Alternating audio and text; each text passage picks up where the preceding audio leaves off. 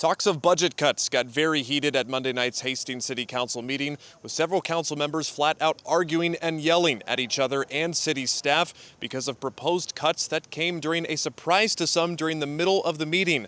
Hastings residents also got to voice their opinion during a public hearing, with almost everyone speaking in disapproval of the proposed cuts that threatened to eliminate some city services and positions in a meeting that lasted almost 3 hours long. At least 14 reoccurring programs for each month will be eliminated if these hours are cut. The City Council disapproved the proposed upcoming fiscal year budget last week on a 5-3 vote, but passed a motion during the meeting to reduce the city's tax asking and the tax levy by just over 2%, creating a $360,522 shortfall that the city would still need to cover by cutting further spending. After meeting with city departments, City Administrator Mark Funke said he reluctantly proposed cuts to the Hastings Public Library in reducing hours and services, plus the Hastings Museum and the Parks and Rec Department. I apologize for what I'm about to present because this is going to anger a lot of you from the comments that we heard, but this is what I was directed to do. I take full responsibility for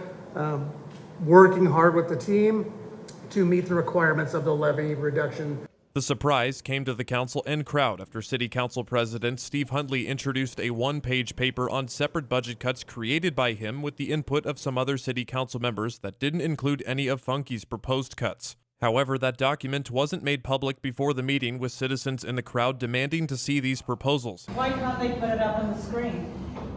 It would be nice to see what's going on. And Funke berated Huntley for these last-minute changes that weren't presented to city staff beforehand. Why would you go through and do this when I had my staff working extra hours the whole week to put together what you all demanded of me last Monday night? That is absolutely ridiculous. You know, I don't even know how many hours my staff here's the thing, though.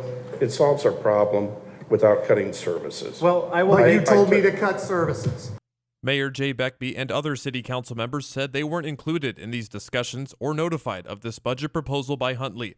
But moving forward, Ward 4 member Matt Fong identified $375,000 of funding cuts to a new hangar at the airport that could be made to solve the shortfall. Cooler heads prevailed after that, and council members and city staff were in favor of using that as the cuts instead of the valuable city services.